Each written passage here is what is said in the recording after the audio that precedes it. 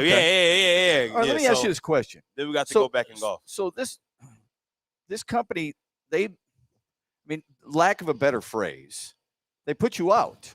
You got to wait 2 hours. You got to find something to do for 2 hours. Yeah. What did they do to say, our bad, we want you as a customer, customer service is important, here's a free lunch, here's a free bucket of balls, here's a free round, something on their end went awry. Should they have not compensated you in some way? So I understand where you're coming from. I've been trying to get really good with like not taking things personal and being at peace. So I just kind of let it go. And because they offered me like, hey, you can either take the new tea time or reschedule anytime you want, no charge, which is okay. I get it. So we end up coming back a little early, probably at 1:30. So they did let me tee off early, and they gave me a discount on the round. Oh, well, once that's I came back. Okay. So yes, they did do something. They did acknowledge the mistake because they said, you were nice, and they didn't even realize my daughter was actually golfing. So they end up, she was like, I don't know, like $9 or something like that. They just that helps tossed her on. Okay. Yeah. So they handled it the right way. Yeah, they did. Okay. And they let me tee off I early. worry about that. My wife and I went out to dinner with some friends on Saturday. Yeah. She ordered, it's called a filet and wedge salad. So she get a filet, 6-ounce filet, and a wedge salad. Sounds delicious. But she doesn't eat red meat, so she wanted to compensate, take the steak off, put the chicken in. Okay? Makes sense. That should be a good deal for the restaurant. Should be a good deal. They upcharged her $6. So she paid what it would cost for the steak and the salad and then upcharged her for chicken. But they didn't tell her that before she made her order. So my question was, we should be talking to the general manager here. This is a fine line. You want to be nice to the wait staff. They work their ass off. Okay, they deserve some compensation. They deserve some understanding. Probably should have told her as soon as she made that announcement, I want to put the chicken on. But when you get the bill and you get the extra, $8 to $10, you're like, where did this come from? Yeah. Right? Should have talked to the general manager. My wife didn't want to make a stink. She used to be in that industry, so she understands it. For me, I don't have any problem going to a general manager or a manager or whatever and telling them their staff did a really good job, or they did a really bad job.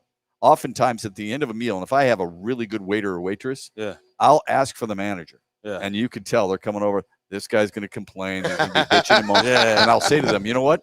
That person was excellent. There you go. So I want you to know that. It really mattered to me. Yeah. It helped our experience. But if they're bad, I'll say the same thing. I don't say it as often because I think most of the service has been pretty good. Yeah. No, I had a similar experience too. Something just like that at I'll say this establishment, Bahama Breeze. I like that place, especially doing happy. Right there in hour. Troy on Big Beaver. Yeah, it was actually at that one, and they got the jerk chicken that they got, like the black jerk chicken. It's good. I like to get it with salmon.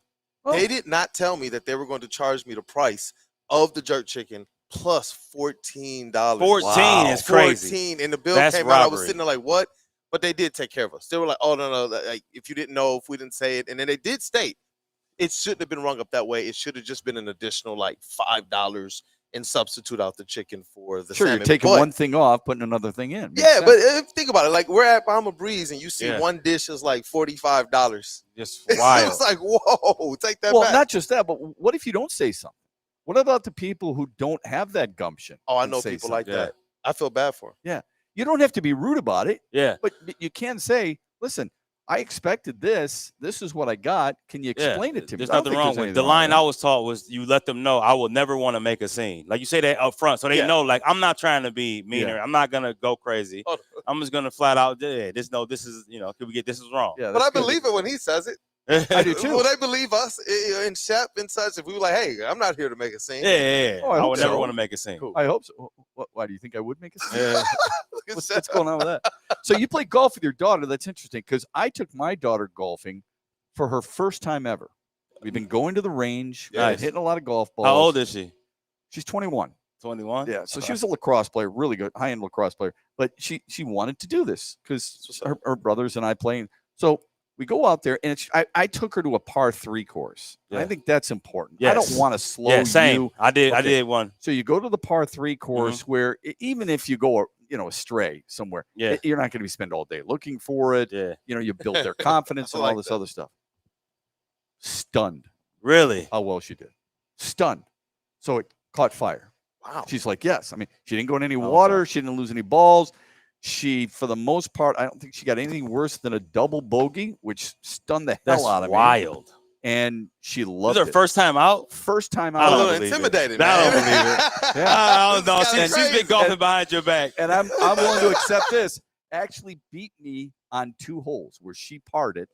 Legit. That's And I got 2 bogeys. This sound like Ricky. I'm kind of with you, bro. This sound like she was like, you know what? I'm gonna make. Yeah, Pop I think proud. she went. I think She she, had to I go think get she some took a lesson or training. two. Somebody taught her something, and then like, hey, now go tell your dad. I think it was that situation. The only Because, reason I hey, know I'm that's gonna not go golfing true. now, Pops. The only reason I know it's not true is Yeah. because my credit card didn't show any of this. Oh, got you. All right, nah, yeah. You understand where I'm going? I I do. can relate with that I one. do. I can relate with that Yeah, one. my daughter did lose her first ball. It went into the woods. I kind of looked at her. I didn't know how she's gonna react because she's 5. So you don't know the emotions go anywhere. Yeah. So I looked at her. She's just like like she just didn't care. I was like, thank you. Was it her Thank you. favorite ball?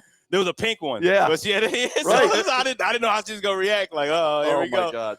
Yeah. So it was when they good. love, what's look, I up. got a pink tee and I got a pink ball and I got a Yeah. pink glove. And They it's love it. No, that she's got the doesn't pink glove. matter to me. What I care about is what kind of ball am I using, not the color of the Yeah, ball. no, You know I what just I'm care about did I get to keep my ball? Yeah. That's all I care about. Did I Do I keep it? still have? How many balls did I play with the entire Right, round? I hope right, it was just the right. But one yeah. ball that I teed off with Yeah. on the very first hole. Right. Then That's I great ended stuff. up getting another round in on Sunday. Oh, Sunday good night for with, you. with a group of guys I haven't seen in a long time. Oh, Used to that's hang out awesome. with back in like high school, so we got to meet up and golf. So it was cool. Good for you, Kool-Aid, and I missed that invitation. So Yeah.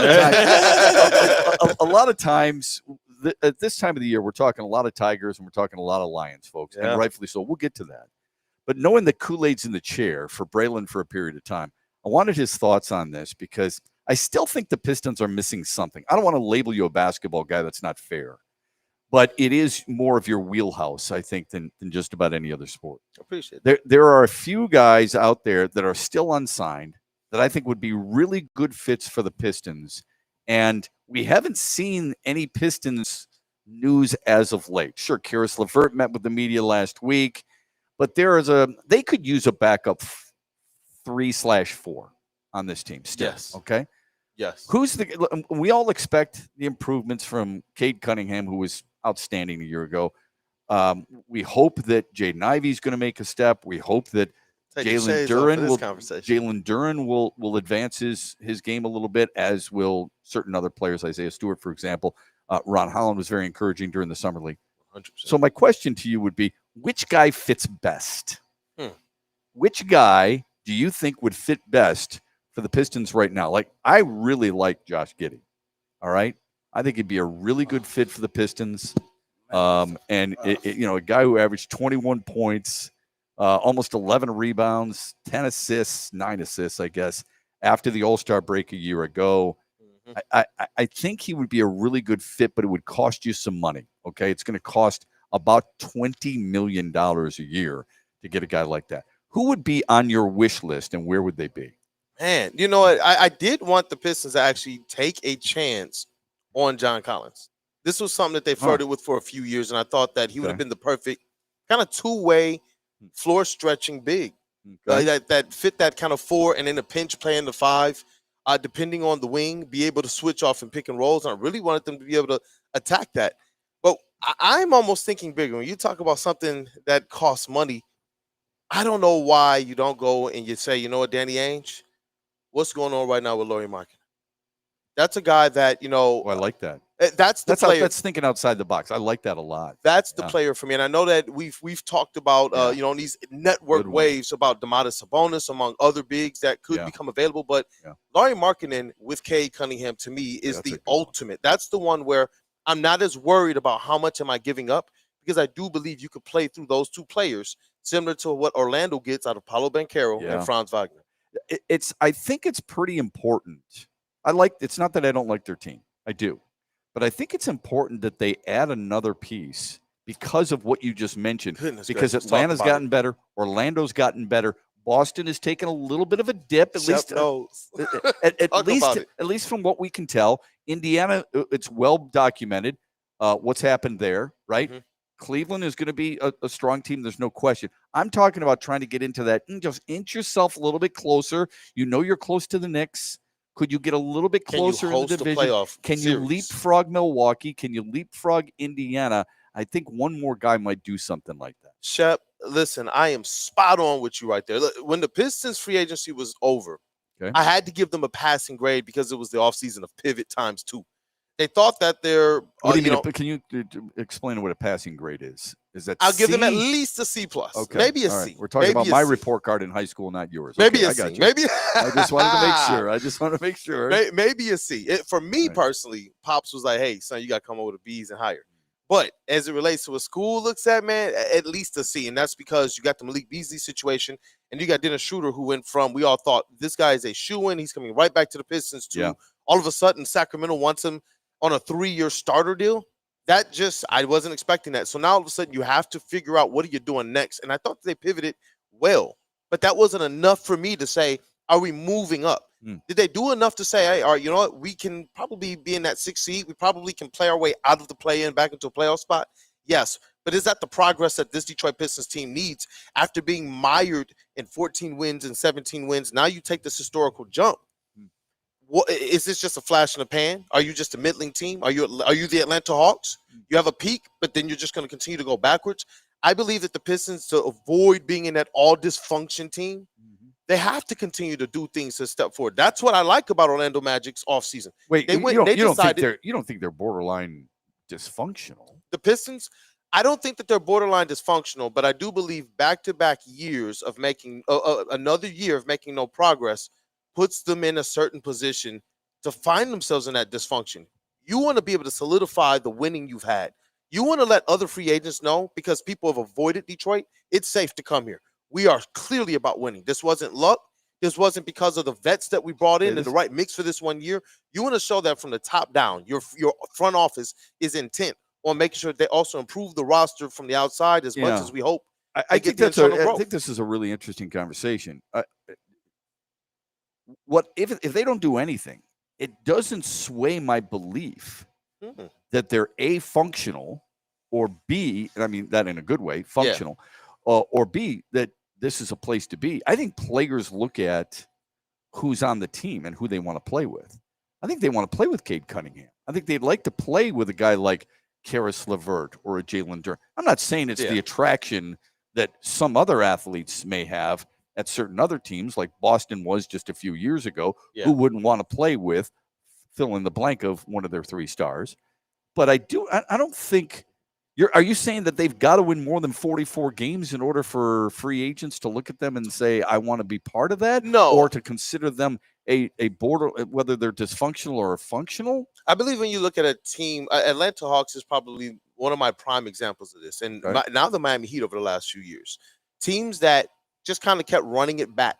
They had some good roster pieces, but when you just keep running it back at a certain point in time, you do run stale. That's what we saw happen in Miami. That's what we saw happen with the Atlanta Hawks.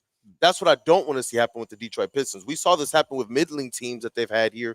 The last 2 playoff teams that they had in the last with Blake Griffin, and before that with Andre Drummond and Morris and Stanley Johnson against LeBron James, when they're getting on LeBron James' head. Now, I do believe that they're going to be functional as is right now, but I do worry about what is it long term. We came into the offseason believing that the East was wide open, and then we saw Orlando say, you know what, we don't want to stay put. We saw Boston say, you know what, we know we took a big blow with Jason Tatum, but we're going to do some tinkering, some moves here and there to see in the East that's supposedly wide open what we can do. We saw the Toronto Raptors go and pair a star with Scotty Barnes and Brandon Ingram, and they said they want to go and get more. And so we see teams who have just in recent years been ahead of Detroit Pistons say, you know what, we're going out there right now to do more around our young stars. We're going out there right now to do more for our roster. Toronto didn't. Atlanta But they did bring in Ingram during the season. Yeah, but that team didn't. They at least last year they didn't. They finished behind Detroit. Atlanta hasn't made the playoffs in 4 or 5 years. They're you said Atlanta? Yeah. Oh no, they've made it.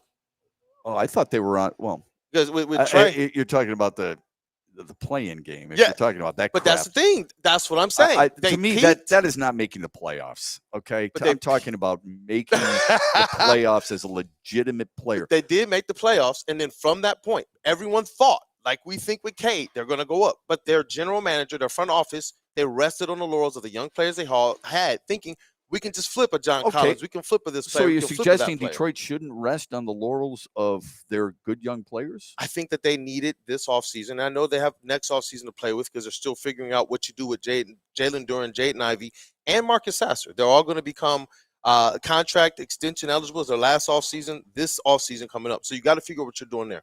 But I would have liked for them to be able to press the go button a little bit more. I thought that they had the right mix of young talent, cap space, and front office opportunity to be able to go out there and add a star-level player next to Cade Cunningham. Man, I know people don't like it, but I wanted them to be able to go aggressively after players like on the high end, Lauri Markkanen, Domantas Sabonis. On But the you would low have end, to trade for them. yes, I Okay. would have traded. Okay, I got you. I thought you were talking about free agents. Oh, So you're talking about high end, and Markkanen's coming off one of his worst years, shot 42%, average 19 points per game. I still would go get him. No, I don't disagree with you. I'm just all I'm talking about is you're talking about going out and being aggressive. Yeah, I thought they were pretty aggressive in quickly pivoting from, when you lose Malik Beasley, you've got to have a plan B. And they had plan B. They were ready to roll, even though most of us, it surprised us. I thought they pivoted pretty quickly. I thought they got aggressive with two guys that they seemed to have targeted early. I'm not sure there's a whole lot more you could do. And I guess I wonder this, and this isn't at the Pistons or you. At what point do we let go of the young players that we want to see drafted and developed? And at what point do we say, stay with them? I think that this is the year that you're going to get that ultimately. And it's because you have to. You have to pay Jalen Duren. You have to pay Jaden Ivey. And those are the guys who are going to command the most amount of money out of all the other young players that you have on your team, in my opinion. And that's where I thought that you had a good opportunity this year if you wanted to be able to flip one of these young players or two of them for a star-level player. You just take yourself out of that guessing game altogether. Now, me personally, Cade Cunningham obviously is your one of one. Beyond that, I believe the chemistry that he and Jalen Duren has is awesome. I don't think that you break that up at all. Okay. I like Jaden Ivey and do believe he can get to star level, but how long is that, and is that a given? That's the one question there with him. With Asar Thompson, people believe it's dependent on the three-point shooting with him. Ron Holland. Well, it is. It is. Star levels. That's an interesting phrase, because I don't think there's. I could be way off base here. I think we resonate guys to stardom way too early. True. I think Cade Cunningham is a star. 100. But I don't think there are that many in the NBA. I don't. I think we blow it up because we want the next fill in the blank. I don't care who it is. We've talked about this before. Yep. The number of guys that we try to compare. We can't wait for the next. And it's not just basketball, by the way. It's every sport. I want to see the next fill in the blank, depending on the city too. But I think we want to promote guys into being stars way too early in their careers, especially in basketball. Yeah, and that's the thing that probably hurts a situation like Detroit's. I believe if they could have gotten a better foundation early on in Jaden Ivey, Jalen Duren's career at the start, I think it puts us in a better position to say this is the nucleus. Right now, though, we have Cade Cunningham who's ascending into stardom. We have a team that doesn't want to go backwards, but we still have players that we're trying to identify and figure out. And so the windows to me aren't necessarily aligning unless you're okay if at the very least this team stays at the same place they were last year or takes a slight step backwards. Because I don't know if they did enough to take that slight step forward this year. I'm okay with it. I think it's all of us. It's really hard for us to be patient. Yeah, it's probably really hard. I buy that one there. Really hard for Ricky to be patient with a 5-year-old playing golf, and yet he was yesterday, right? Yeah, or Saturday. It got easier the second time. The first time was rough. I bet it was. Yeah, but I'm basically her caddy. She doesn't even grab the clubs. Did she give you a tip at least?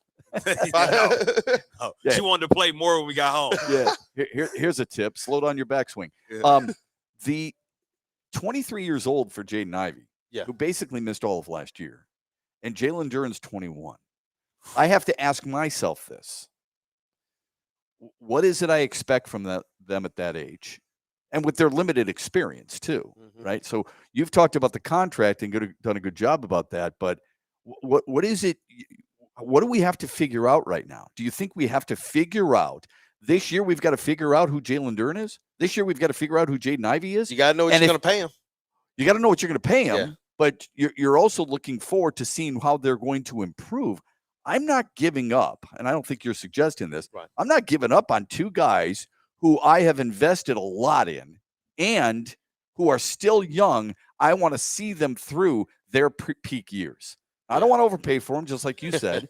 But this is a little different in basketball than it is in baseball, where you get a chance to, like people wanted last year, let's get rid of Spencer Torkelson. I said, why? He's 25.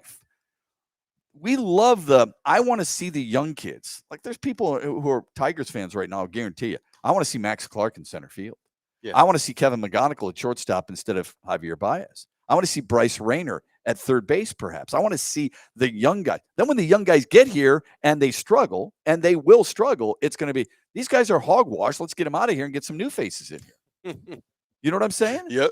So we've got to figure out, I think as a fandom, and this is up to each individual, because Ricky may think differently than you, and you may think differently than I, on what exactly are we expecting from these younger players, and how much progress are we seeing before we decide on whether or not this team needs to move on from them. That's the thing. It stinks that their development was stunted early on. So you're looking at the first 2 years of Jaden Ivey, and it was terrible. No Cade Cunningham, and then historical losing. You're looking at Jalen Duren, same thing. Also, 1 year with a coach who checked out. Yeah. I mean, he licked the stamp early. Right? Just there we go. Mail it in. Just, you know what? I'm out of here. I should have known in training camp. It's as bad a situation for a young player. Yeah. In the NBA, you're trying to learn so many different things, aren't you? A high level young player, a top 5 pick, and you're told, listen, in training camp, he told us, we don't know what's going on with Jaden Ivey. We'll figure this out, right? I should have known that he was licking stamps then. When he told us this, we were like, hey, we're excited about Marcus Sasser. Can you tell us about that guy? Oh, Killian Hayes. Yeah. And he just absolutely opened up the Krispy Kreme and glaze for Killian Hayes. Yeah. And you're right. For me, that's and then you lit the blunt a little bit more. We're like, are you kidding me? Like, are you kidding me? Killian Hayes? Like, what?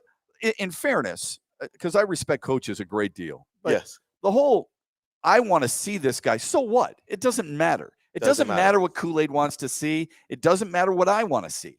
What matters is whether the coaches believe, has the guy done what he's supposed to do? I don't give a crap if Marcus Sasser was a first-round pick. I don't care if Jaden Ivey was a first-round pick. Yep. Okay? Because I hate Who's a better player? I want the best players, but I want to know how he's progressing, how much sooner. If you're going to spend a first-round pick on these guys, then I want to see what you're doing to help them progress, right? I mean, Killian Hayes was a first-round pick, right? 9th overall? 7th overall. Oof. Okay, so wait a minute. If you're saying I want to see Marcus Sasser, who was taken a lot later than Killian Hayes, why can't a coach say, well, I want to see my first-round pick too? At that point in time, Killian Hayes was already on the back end. This was when he was on his way out. This was when... Well, he's on the way out for the Pistons. Yeah. He was still a younger player. Still a younger player. And I didn't like him. You didn't like him. I'm just saying, we got to stay consistent with things. Well, we did talk. That was when they signed Monte Morris, too. Yeah. So we said, hey, what's up with Monte Morris? Yeah. What have you seen from Marcus Sasser? Because we felt like we had already seen Killian Hayes, and we knew that this guy was probably at the end of the rotation. And he offered up that now this guy is not only back in the rotation, but potentially starting. And this was in also contrast to us trying to figure out what's going on with Jaden Ivey, because rumors were going around that Jaden Ivey was about to come off the bench. And it's like, I'm glad that you actually brought that up too, because when you do talk about Jaden Ivey, this is a guy who has done everything that the organization has asked him, even if it wasn't fair to him. And he is still shown that he's been putting in the work, because after going through that year with Monty Williams, he comes back and he posts his career numbers. And that to me is what makes me very, very excited about the prospects of what Jaden Ivey can be. I've been on record and will stay on record of believing. I do believe out of all the young players we have on this roster, he's the one that actually can take that step towards being a star. I do believe him. I think he started to do that last year. You shoot 46% 17, from the 5, floor. and 5 just about. Yeah.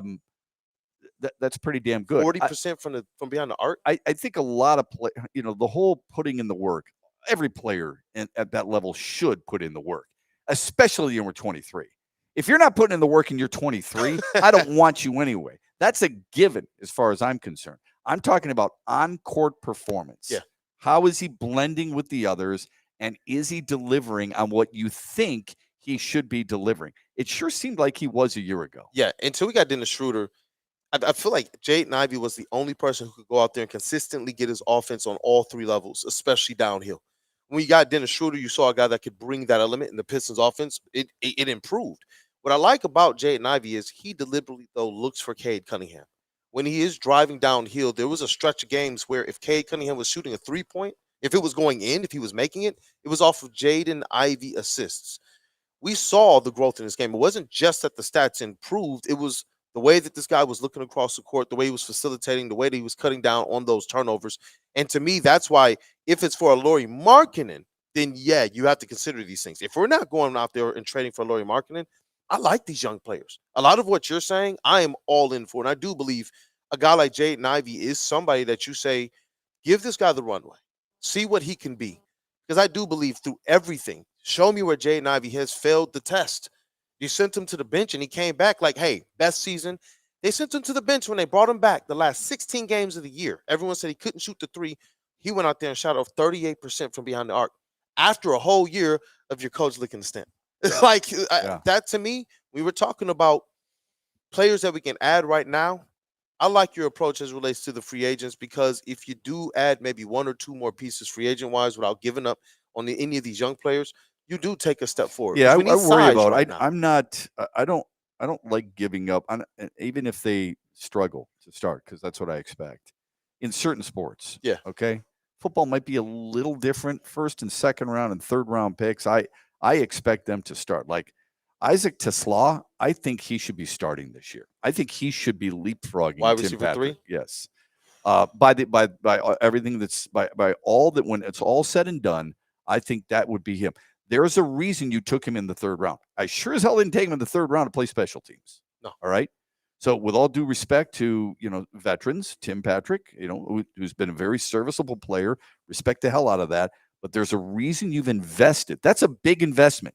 You trade up and you get the third round choice. I like that's the a way you big think. flipping investment. I get it now, because last week I wanted to be respectful, Ricky, to the vet. And I was like, I know Tesla, they spent the capital, they traded up, they drafted him, they invested. I remember we were talking about it. And remember, I was like, but Tim Patrick is the vet. He's the proven NFL guy on the sidelines, the toe taps, the quick out routes. And Shep was in. It was like, Tesla could do all that.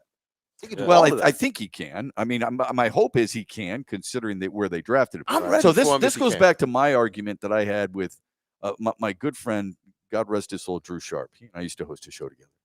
And he and I went to a Lions practice, and it was Dante Culpepper and Matthew Stafford. It was Matthew Stafford's first year. Okay. Shout out Culpepper. And Dante Culpepper had accomplished quite a bit, in his career. You watched practice. It was blatantly clear who the best player was. Wasn't even close.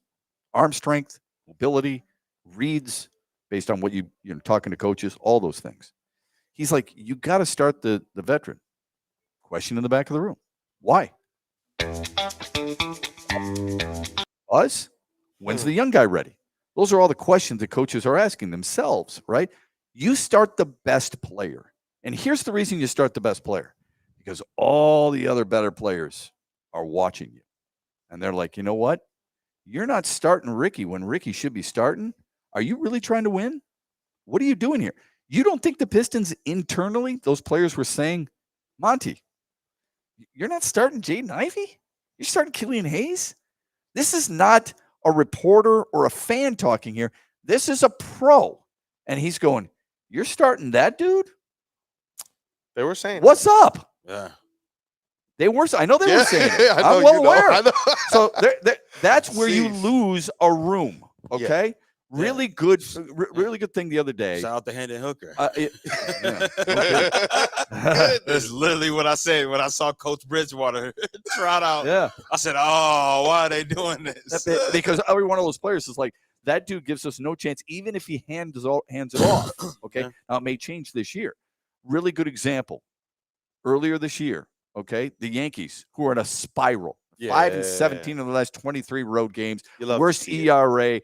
Been shut out 3 times on the road. They just got swept for the first time in the history of their franchise by Miami. Keep giving me good news. They went from a 4-game lead in the East to a 4.5-game deficit. barely holding on like a cliffhanger, okay? Made in Hollywood onto the second wild card spot. What happens? Get him out of Jazz Chisholm screws things up. All kinds of problems. So much so that Derek Jeter and other members of the Yankees alumni are Get ready for the ultimate sports experience. Join former University of Michigan star and NFL sensation Braylon Edwards. Remember when Javier Baez did this in 2019 and A.J. Hinch took him down in the tunnel, talked to him, came back up. Javier Baez, I forgot how many outs there were, by the way. So on a fly ball to center, he just A.J. Hinch takes him down in the tunnel. I remember that. Out go the seeds. He untucks the jersey. A.J. Hinch basically told him, "You're out. You're done for tonight. I cannot accept this. This will not be tolerated," right? Every other player was watching. I don't give a crap how many games they won that year or the next year. Here's what they did know. I screw up. If I'm a mental midget out there, I'm in trouble. And he's going to pull me. In other words, I'm held accountable. Yeah. So that's the whole point of what I'm talking about. You've got to, they have to recognize that. And most players, I think, do. Most players do, man. You could sense it. You could feel it. The families of these players, man. That was an interesting thing. And that's where you bring up Tesla and you talk about how the Lions are doing this thing, and even A.J. Hinch. With the Lions, Dan Campbell, I believe, has been very, very true to that. If you deserve to play, you're going to play. Hell yeah. And to be able to hear certain players who weren't molded in the Dan Campbell regime, right? Like Carlton Davis, to hear him talk about it, just being here 1 year, he was like, it's not just that he's a player's coach, it's that he's also doing things the right way because he's played. Zadarius Smith said the same thing as well. Mm-hmm. And they talked about the level of communication. They talked about the fact that Dan Campbell will come and just talk to you, even if you've had a bad week. Like even if you've had a bad week and you know what, you're getting passed up on the depth chart. I forget the player was talking about, but they talked about the fact that Dan Campbell will come talk about it with you, tell you how to get back, because he isn't one of those guys. It's not just football though. Last year, really good story by one of the members of the Philadelphia Eagles, Nick Sirianni. Not a big fan, to be honest with you, but did a hell of a job a year ago and has done a really nice job in Philly. Walked by that player, he said, "I want you to come to my office when practice is over." The immediate thought from the player is, "Uh-oh, I'm getting whacked." He said, and if that's going to happen, I'm going to make sure I go to the cafeteria and get my last free meal. He goes and gets the free meal. He goes and gets the free meal. He goes upstairs. Sirianni's not in his office. He's in with the OC. Player goes over there and says, "Oh, you're busy." And he says, No, come on. Goes into his office, shuts the door. So there's strike two. All right? Sirianni says, "How's your father?" That's what he was talking about. And that player was like, "Holy crap, are you kidding me?" Now, because his dad was sick. Yeah. So now he gets it.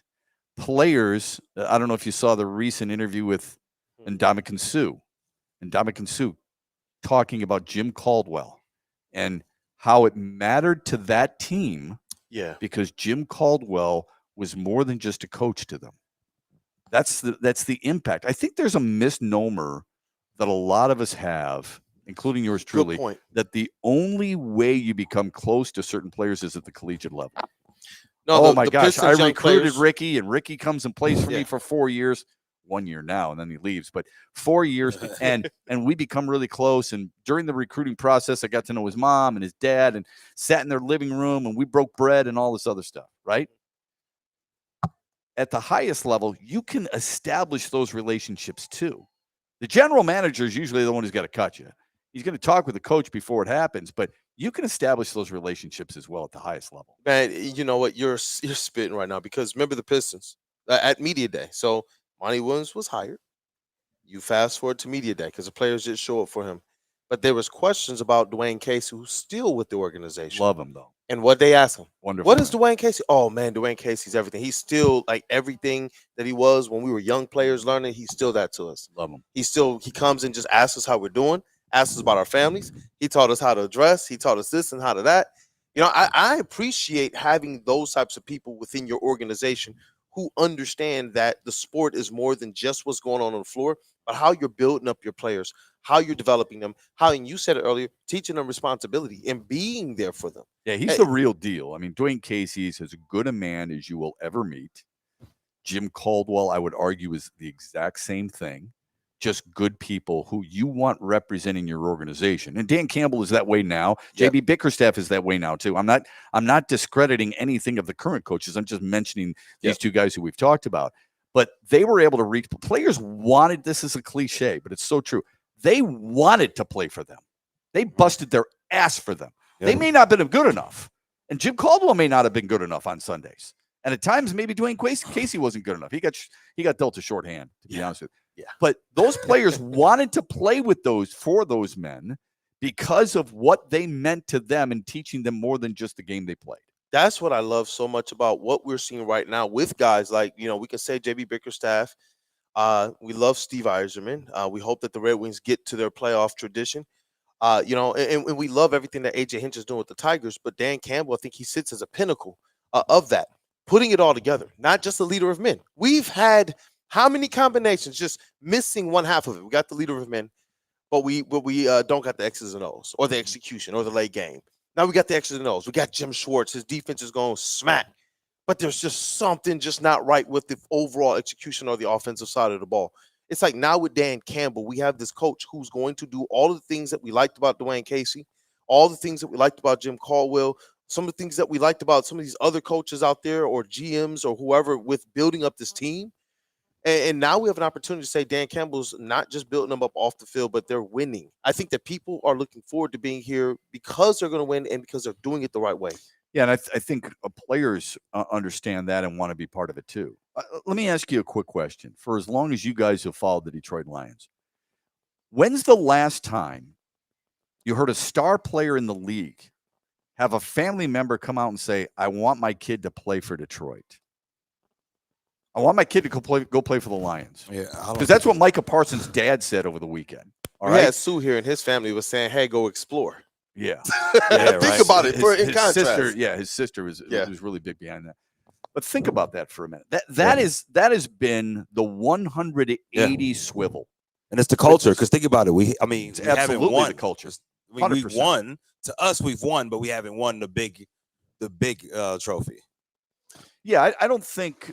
I think that's important. I think what players really want is the opportunity to win that. They want their money. Who wouldn't? You guys want money. I want money. He wants money. You should all. I'm not going to begrudge him for that. They want to go someplace, make the money. They want to win. Yeah. Okay. Yep. And the dad sees it. And don't kid yourself. That's not coming just from the dad.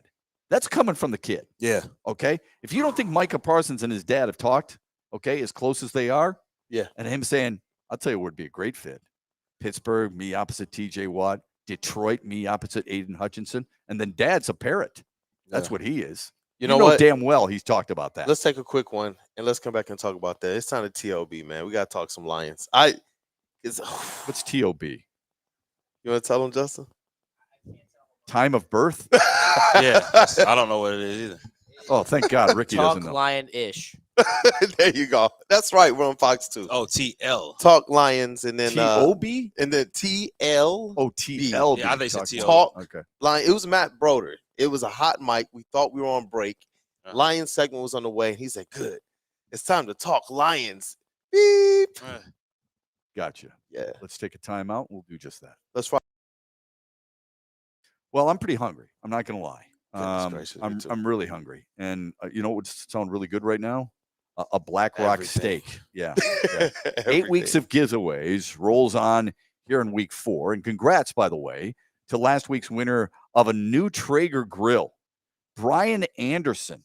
Well done. No relation to Brady Anderson, who juiced and hit over 50 homers for Baltimore. Now you could win a helicopter tour for 2 around the city of Detroit. Now that would be cool. Is anybody out there thinking about getting engaged? That would be a pretty cool way of doing it. Justin? No. And now you could win a helicopter. Okay? So how about that? A helicopter tour for 2 around the city of Detroit. Enter by scanning the QR code. Every entry also gets you a shot at the grand prize. Here's the grand prize. 4 tickets to the home football opener on September 14th. Entry closes August 10th. Ready, set, sizzle for good steak at Black Rock. Get ready for the ultimate sports experience. Join former University of Michigan star and NFL sensation Braylon Edwards alongside the charismatic Shep. Braylon Edwards, touchdown! Touchdown, Michigan! As they break down the latest in sports like never before. Tune into the Braylon Edwards Show with Shep. Touchdown, Braylon Edwards! Weekdays from 2 to 4 p.m. only on the Woodward Sports Network. Don't miss out on hot topics, insider insights, and the banter that keeps you coming back for more.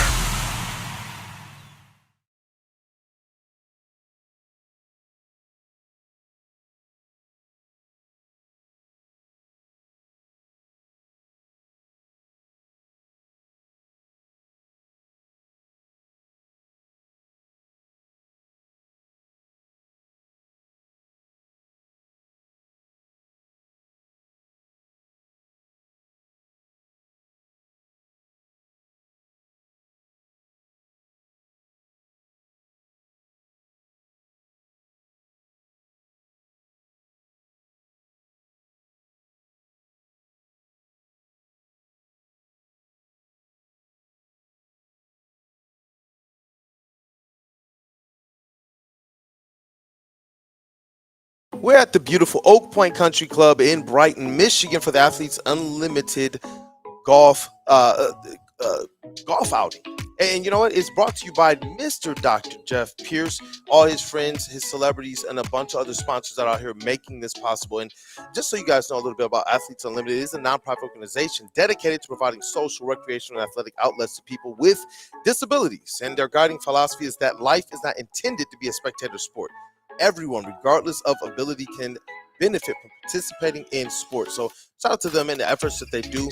And not just here, what Dr. Jeff Pierce is involved in, but also MichiganSportsAndSpine.com. You guys want to tap in with our injury insider, Dr. Jeff Pierce. You see him every Tuesday on Big D Energy, every Thursday right here on Braylon Edwards Show with Shep.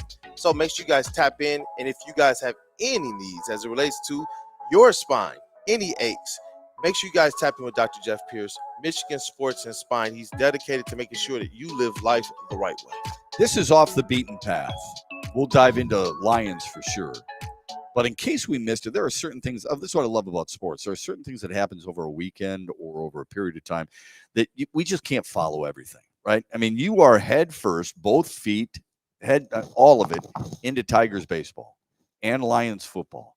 You're trying to concentrate a little bit on the Pistons and the edges around the Red Wings, Michigan State football. There's so much on your plate right now. You'll love it, but it's hard to eat it all, okay? You're at a buffet, and you really want a to-go box, but they won't allow it. So this is something that caught my eye. Over the weekend, a special United States athlete set yet another record and proves to be one of the greatest athletes we have ever seen.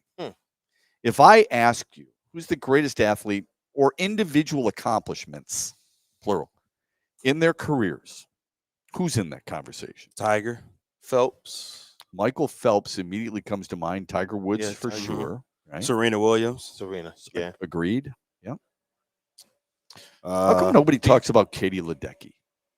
Because no one follows swimming. Shep. Well, you said Michael Phelps, though. Yeah, but he's the most decorated Olympian ever. Well, Katie Ledecky just won another world championship in the 800 meter. That's the 7th world championship in the 800 meter. She's 28 years old. She won her first race at age 15 in the Olympics in 2012. I remember that. Okay. She has not lost in the 800 meters freestyle in 13 years. That's crazy. That's insane. That's an insane run. That deserves to be celebrated. She has 40 gold medals. That's wild. Olympics, Pan American Games, World Games. She is unbelievable. You would think women would be screaming about this from the rooftops. I would hope so. I mean, if they've done it with some of the others, right? If they've done it with Mia Hamm, she should be hosting all types of award shows and on the front page of magazines and maybe in American Eagle ads. At least like a couple cereal boxes, maybe. Yeah, she'd look good in American Eagle ads, just like Beyonce did at one point, I believe. Yeah, it was Wrangler. That was Wrangler, but yes, but still, thing. she looked really good in jeans. It was actually more cheeks in those commercials. Was it Sweeney with American Eagle and Beyonce with Wrangler? Yeah, looks fantastic. But if we're going to we digress. We start to think a little bit. Okay, let's get back on track.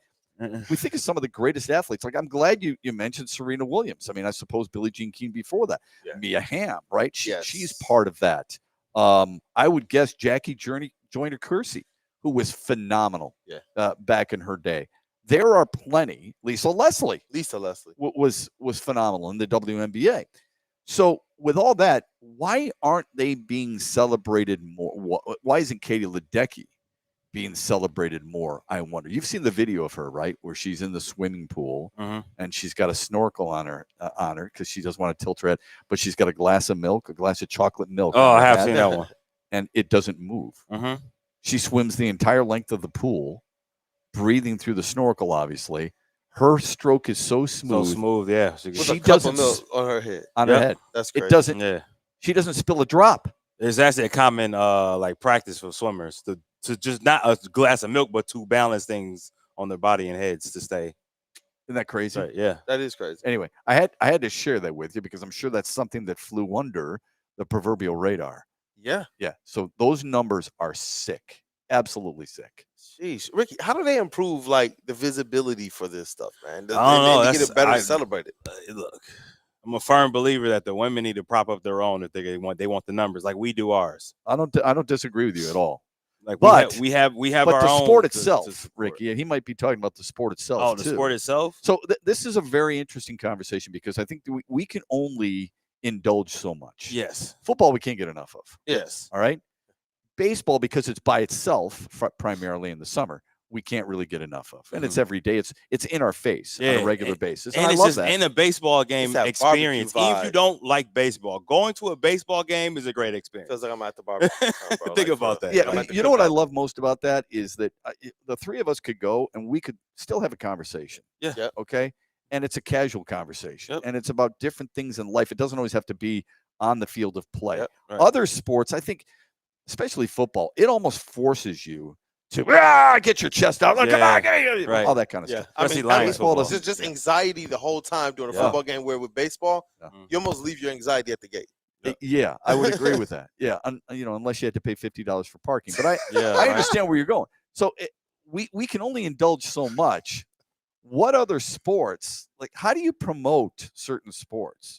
My son watches the Premier Lacrosse League every weekend. Yeah. All right. Just can't get enough of it. He was a college lacrosse player. Yeah. How do you promote that? How do you promote what Kool-Aid has on his hat? How do you promote the big three and make people care? I think you do what we watched the NBA do in the 90s. You go for the kids. I want to be like Mike. That was directly to kids. That way, it wasn't talking to a grown man trying to be like, it was to kids. He was out there playing on the court with kids. I remember him smacking a kid on the butt, which was okay back then. Yeah. It was fine back then. It was okay. No one called the police. But we were seeing Mikey and Gatorade on a regular basis. Yeah. Okay. But as a kid back then, that it was to us like, hey, we want you to ask your parents about the sneakers. You want to play the basketball. I remember being part of that like marketing of it. Right. I was collecting basketball cards and like didn't even know what to do with them. Yeah. I still have them to this day. Yeah. Just get them, just put them in and keep them. And you called out somebody who actually tapped into that brilliantly from zero to everywhere across the country and won.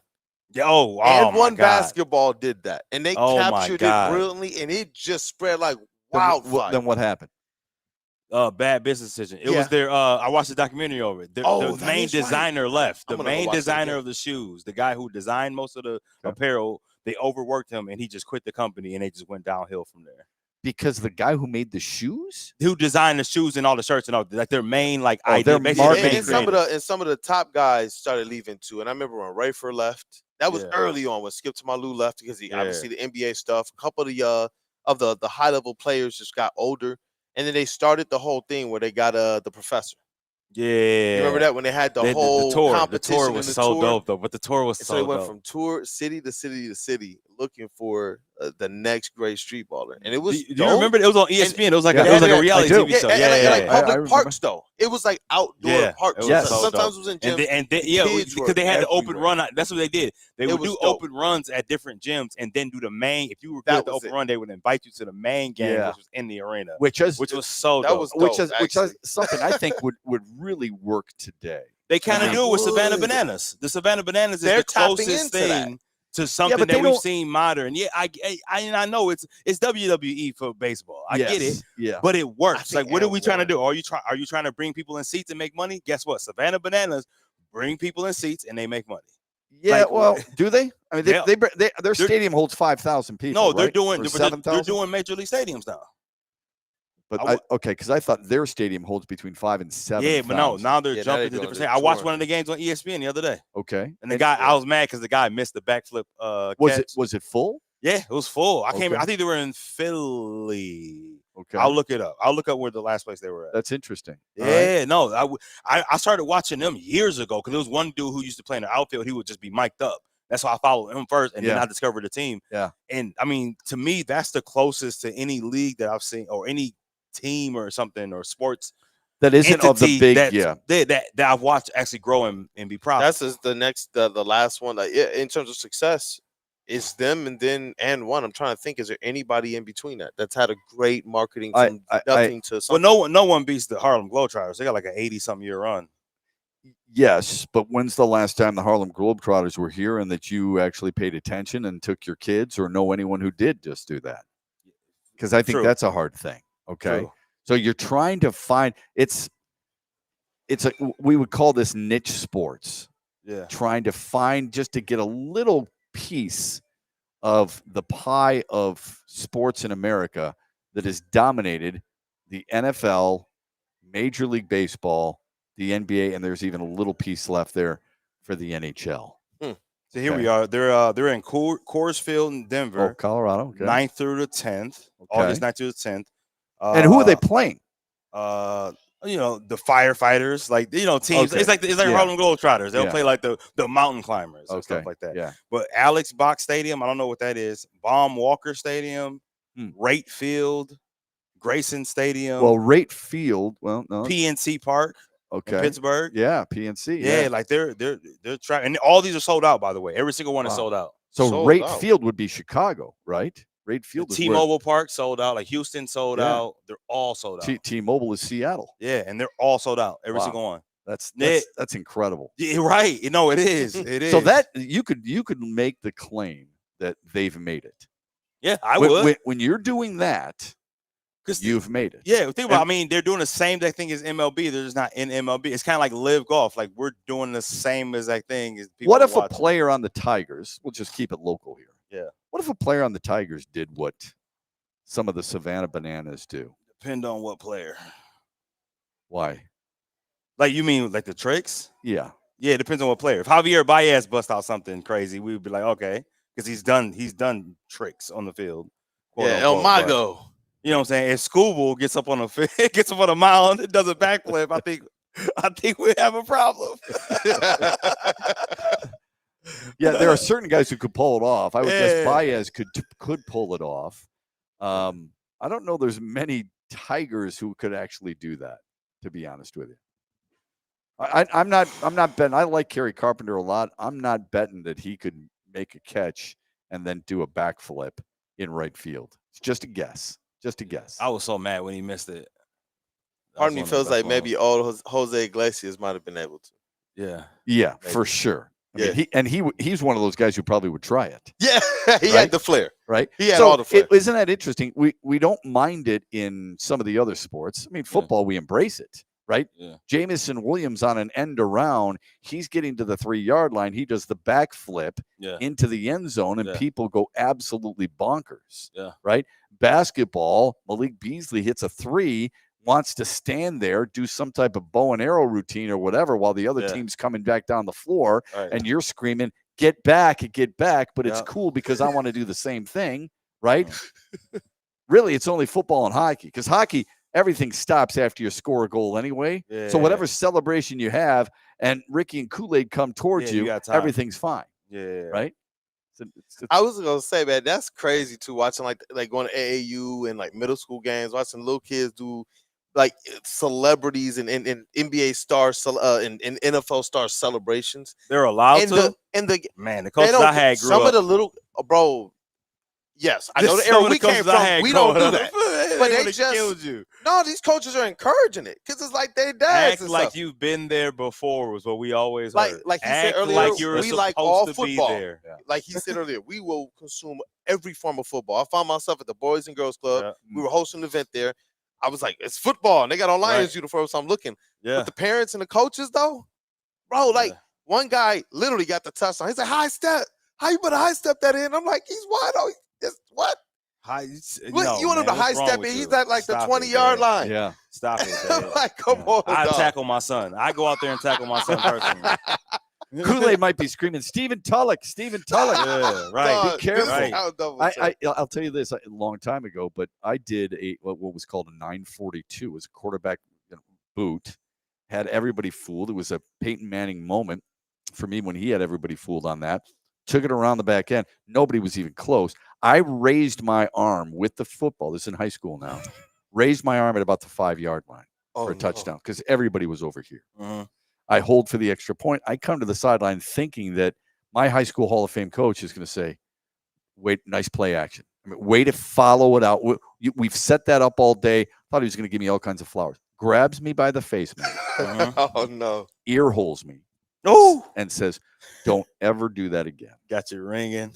And I never did it again. Yeah. And it was an important lesson. I'm not saying that's the way people should do it now. I'm telling you that was then. Yeah. This is different. You also not telling people not to do it. Yeah, I'm not telling Some people not kids to do need it. I'm just telling you when I tried that stuff, and that's a very minimal celebration, I might add. That is somebody who feels pretty good about himself because he had a pretty good play action and he's going to score a rushing touchdown. And I get screamed at. Right? It's not about you. It's not about you. It's not. Thank you. It's not about you, man. But it has changed drastically, has it not? And, and I'm not saying we shouldn't accept it because I love the personality. Isn't there a fine line between when football you called it the no fun league? In football, when they wouldn't allow them to celebrate, we thought it was bull crap and it was no. True. And now they're all choreographed, and I think some people are just like, okay. Can you just hand it to the ref? Isn't it interesting how it's completely changed? Can you just hand it to the ref, please?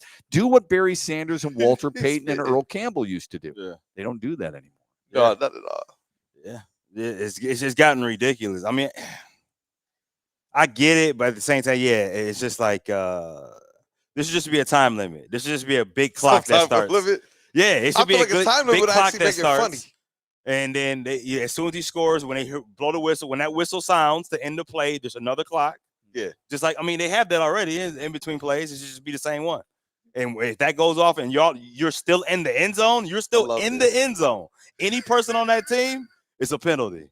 Ricky putting the celebrations on the pitch clock. You've got to get off. You got to get out of the end zone. I've used this example ad nauseum, but I'll continue to do it. I remember when Stafford first came into the league with the Lions, he would throw touchdowns and he would be excited and then go right to the sideline. Yeah.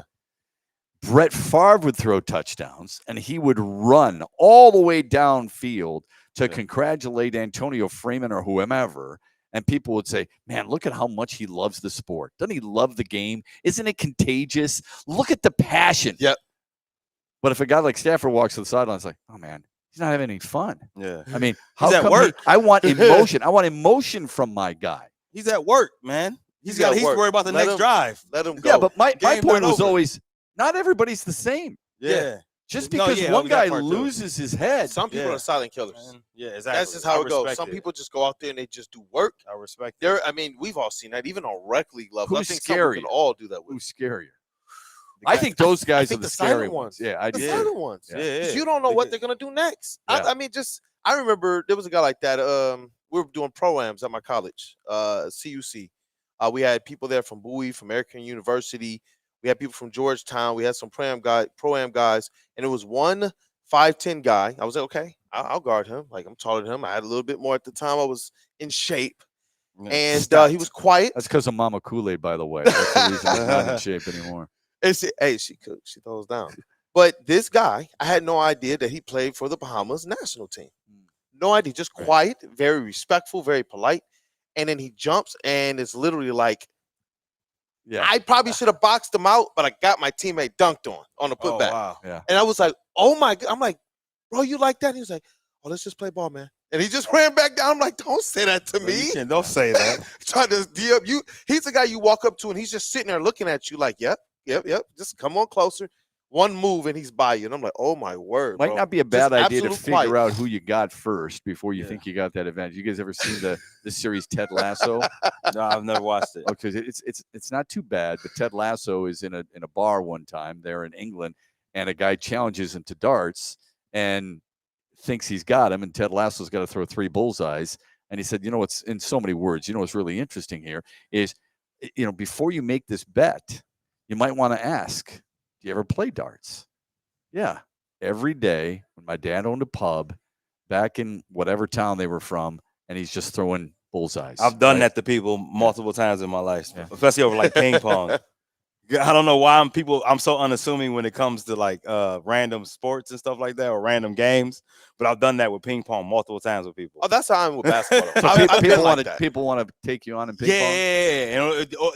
I don't know why it is. People always are talking crazy. Are you sure it's ping pong or beer pong? No, Which ping one is pong, it? not Okay. beer pong. All right. Ping pong. All right. I just want to clarify that. Ping pong. Yeah. All right. So we were talking about the Lions a little bit ago. How excited are we this week for the game against Atlanta, knowing full well it is Hendon Hooker at the controls? Let's go. I'm excited. The Hooker Bowl. No, I mean it. I'm The excited, Hooker and I'm excited for him. I told you, I try not to give up on guys too quickly. I try as best I can to give them a chance to grow and things of that nature. But I dare I say it's borderline vital for him to play well. And that's why I feel so bad for him. He's in his own head right now. Imagine waiting all this time. Why do you feel bad for him? Because he gets his shot, and we all know the pressure on him, and he has a preseason staff. He has preseason running backs, preseason receivers. He has practice squad players to make him look good. He has to give us a show with D2 players essentially. Well, wait a minute. Do you think some of those well, he did play with 2 draft picks that were pretty important. Yes, think? Again, and he did play with Shane Zylstra, who also played in NFL If you had games. your career on the line, who would you rather have? The Lions starters or some Lions players that are still trying to make my man probably like or play against, or even better, not even to throw salt on them, to play against a defense that's going to be good. I'd rather prove myself against an actual defense that you would see in the NFL. Because do you feel bad for Do you feel bad for Dominic Lovett? Because he had to play with a backup quarterback. No, it's not. I feel like wide receiver's playing with a guy who was dying for a chance. I kind of do because that first drop. Every time we talk about he had a good game, Kyle Allen, that first drop. Kyle Allen. Yeah. But still, Still that a adds to backup. but it adds to pressure on his own. I feel like he did that to himself. The pressure from Hendon Hooker is from the team. I hate to say that because of the Bridgewater situation, Bridgewater Gate, if you want to, if you will. I don't know, man. That's an interesting tough debate, man. Because I think definitely interesting debate. First of all, if you're the pressure, you're a 3rd round pick. Yeah. All right. You've got a pretty good idea of what the Lions are looking for. You've had 2 years in the system. Well, I hope so. 2 Okay. years. You've got 2 years in the system. It's basically the same system. Okay. The previous 2 years where you couldn't get on the field, one, he was injured, granted, but he's in the system.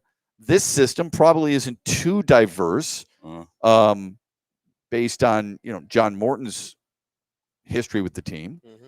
So why am I not feeling bad for the guy who's just learning this for the first time and getting passes from a guy who is trying to make this team any more so than a guy who's trying to make this team throwing passes to a guy who's also trying to make this team? I feel that. Go ahead. No, go ahead. No, I was going to say that with Hendon Hooker, I think that a lot of people I know at least in the conversations and in the chat, there was a lot of people early on who thought he was the heir apparent. That when the golf window was closed, that Hendon Hooker, that I am so because serious. of where he was drafted. Where he was drafted, because the of talent, the school he played. And I do believe that people put some stock, the school he played, and people put some stock into Brad Holmes as well. Sure. We're going to identify, we take the discount injured player, but we know how to rehabilitate them. Now, all of a sudden, you see Hendon Hooker, who showed a little bit of promise. Everybody's been clamoring that this is the guy we need. Remember, before people bought in completely to Jared Goff, it was about all of the skill set that Hendon Hooker possessed is where the game was headed. Now you have this guy. You have, 2 years left in the Jared Goff contract. Not that they won't extend that window. And now you have a bunch of fans who are probably sitting here saying, whoa, We didn't put together what the Packers were able to do when they were able to say, hey, we have this quarterback with this other one waiting in the wings, another quarterback with this one waiting in the wings. And I wonder if people are putting more of their hopes on the longevity of the Lions window on a backup quarterback, more so than on what Brad Holmes and Dan Campbell will be able to do to keep the ship moving in the right direction. Yeah, that's a really good point. I do think there's a lot of fans out there who are saying, get through this year and let's draft another one. I'm starting to hear that way more than ever. There are some who, and I don't know, in your circles, who are starting to be, or who are cooling on Hendon Hooker. I know our guy, JB Smooth, shout out to Woodward Sports MVP. He is on that bus until the wheels fall off. He thinks Hendon Hooker still has an opportunity to go out there and ball out, and he wants to see the Lions give him the best opportunity, similar to you. Yeah. So you're saying you don't think Hooker's getting his best opportunity? Best opportunity. Put him out there with Craig Reynolds and with the – let him start. Well, he's going to get that opportunity. He'll be with Craig Reynolds this weekend. Yeah. Okay. He's going to get that now. Way less. But you're referring, I assume, to him giving him the best chance with the twos, right? That's all he's going to get in preseason. Yeah, that's all he's going to get in preseason. Yep. He may get shots with the ones in scrimmages. I find that hard to believe. I mean, he might get one or two snaps, but he's not going to do that. This is too important of a. It's always kind of baffled me how people want. We know he's a backup. Is that fair to say? Yeah. Yeah. Okay. Anybody who doesn't think he's a backup has not been paying attention or just woke up from a coma. So why do we feel the need to get him reps with the ones, taking away those reps from Goff because we know what he is? Only reps Goff is going to get with the ones is in scrimmages. Thank you. Yep. So why would we do that? If you feel like this, if this year's that important, if you feel like this is a year where you're just growing and maybe you're hoping to surprise, which I don't think anybody does. No Lions fan thinks that. I want my starter to get as many reps as possible with his guys. Yeah. If Hendon Hooker needs reps with the ones, get him in practice. And even that, I think it's going to be tough. I think it's going to be tough for him. This is a situation where maybe Goff in the ceiling he's pushed his Lions team to just completely discombobulated the Hendon Hooker window. Just absolutely. Any aspect of hope. Not that he shouldn't be still going out there and working, because his comments left me probably more disappointed than the play on the field. I almost want him to say Hooker's comments? I just want him just bad game. Explain for the audience. After the game, it was just like, getting our feet wet, I could have played better. But then a couple days later, there was other comments of, I was real disappointed in my performance. Like, I didn't want him to even double down in it. Yeah. I wanted him to just turn the page and keep it moving, even afterwards. But it seemed like if you asking that question, himself. You've asked questions of athletes. If you're asking the questions and he says, I've moved on, then he looks like a jackass. If he answers it, you feel like, you're dwelling on the past. I don't think he's dwelling on the past. I think he's forgotten it. I hope he's forgotten it. Yeah. You have to forget it. I hope he's not sure he did it at the collegiate level. It's hard not to. You're right. It's hard not to. When you put up the numbers that he did and you looked as awkward as he did, that's hard not to press. If he's reading I wouldn't blame him. Clippings, because think about it. Everybody in the Lions has been able to read their clippings the last few years, right? Yeah. Pretty much. If they Unless choose. You're Josh if they choose to pay attention to the media, if they choose. But now, this is the time that if he was paying attention at all before this year, this is the year now that he's going to start seeing things. So I do wonder if these components are pressing. That's why I almost want him to just be like, you know what? It's a bad game. First game of the season. I'll get him next week. Here's what I hope happens. He's going to start Friday against Atlanta. I hope they get him in an early rhythm. You don't have to do that by going downfield. I hope they do. I don't care if it's a swing pass. I don't care if it's an out pattern. I don't care if it's a run to start the game and then a play action roll where you're just tossing to the tight end on a drag route. I don't care. I would like to see him try and build some confidence and then see what he's like. I would remind people, though, if you're not going to judge him on how bad he was in game one, I hope you're careful on judging him in game two. You're talking to a bunch of people who just plug their ears, because if he has any semblance of a good game, you already know we're going to face that next show. Yeah, I know. And it's really too bad, because Kyle Allen, I thought Kyle Allen threw some decent passes. Okay. Now it'll be role reversal, right? So you're going to see Hendon Hooker and then Kyle Allen would be my guess. That's going to be interesting. Okay. And it will be interesting, because even at the beginning, they're still playing alongside guys who are trying to make this team. Yeah. Okay. So how in the world is he going to be able to succeed with similar football packages that he had from before in last week's game against the Chargers? I wonder how much of what he's going through right now as a quarterback is he able to just play off of his instinct, off of his mobility, skill set, and such on the field to make the plays work, or is he in a position where he's trying to run the plays to a degree and he's just not caught up to speed? Like I almost think he want looked the awkward. instinct. Yeah, that's I what I'm thought he saying. looked awkward. I didn't think the instinct was there. And there are some times when you look at certain players and you feel like, man, they're thinking a lot. I remember this last year, different sport. Okay, Torkelson's in the box. He looks like he's trying to be too mechanical. Okay, he looks completely different. They've done a really good job during the broadcast of breaking down of how comfortable he is, what he's done to adjust his stance with his hands and his posture and things of that nature. And we all say he looks way more comfortable in the batter's box now. Without a doubt. Yep. And I'm feeling the same way about Hendon Hooker.